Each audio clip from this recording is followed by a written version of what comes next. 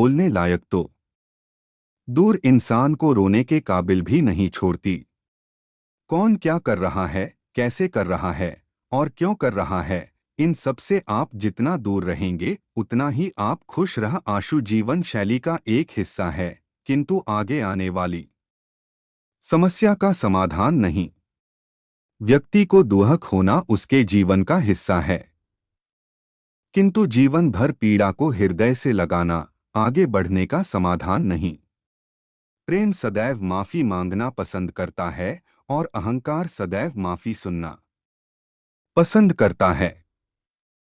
घड़ी कितनी भी मूल्यवान हो, परंतु समय को वश में नहीं कर सकती है। वैसे ही मनुष्य कितना भी बलवान हो, नेति को वश में नहीं कर सकता है। विषयों के बारे में सोचते रहने से मनुष्य को उनसे आसक्ति हो सकती है। इससे उनमें कामना यानी इच्छा उत्पन्न होती है और कामनाओं में विघ्न आने से क्रोध की उत्पत्ति होती है। सुलझा हुआ इंसान वह है जो अपने जीवन के निर्णय स्वयं लेता है और उन निर्णयों के परिणाम के लिए किसी दूसरे को दोष नहीं देता। सदैव संदेह करने वाले व्यक्ति के लिए प्रसन्नता ना ही इस लोक में है और ना ही कहीं और। वे मूर्ख थे जो तुम्हारा प्रेम न समझ पाए, क्योंकि तुमने तो कई बार अपना हृदय तोड़ लिया सिर्फ उन्हें प्रसन्न करने के लिए। जो होने वाला है वह होकर ही रहता है और जो नहीं होने वाला वह कभी नहीं होता। ऐसा निश्चय जिनकी बुद्धि में होता है उन्हें चिंता कभी नहीं सताती है। जिंदगी में कभी भी अपने किसी हुनर पर घमंड मत करना, क्योंकि पत्थर जब पानी में गिरता है तो अपने ही वजन से डूब जाता है।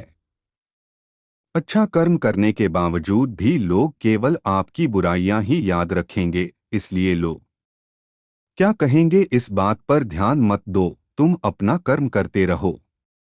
अपना समय उन लोगों पर व्यतीत करें जो आपको बिना शर्त प्यार करते हैं। इसे उन पर बर्बाद न करें जो आपसे केवल तभी प्यार करते हैं जब उनके लिए परिस्थितियां सही हों। जितना हो सके खामोश ही रहना अच्छा है, क्योंकि सबसे ज्यादा गुनाह इंसान से उसकी जुबान ही करवाती है।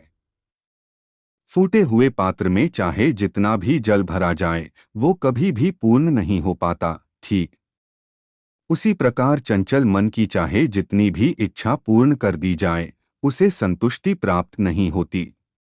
गीता में भगवान श्री कृष्ण कहते हैं, हे अर्जुन, अपने परम भक्तों जो हमेशा मेरा स्मरण करते हैं, एक चित्र मन से मेरा पूजन करते हैं, मैं व्यक्तिगत रूप से उनके कल्याण का उत्तरदायित्व लेता हूँ। कोई अगर आपके अच्छे कर्म पर संदेह करता है तो करने देना, क्योंकि शक सदा सोने की शुद्धता पर किया जाता है, कोयले की कालिख पर नहीं।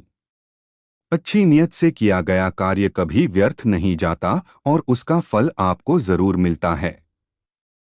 भगवान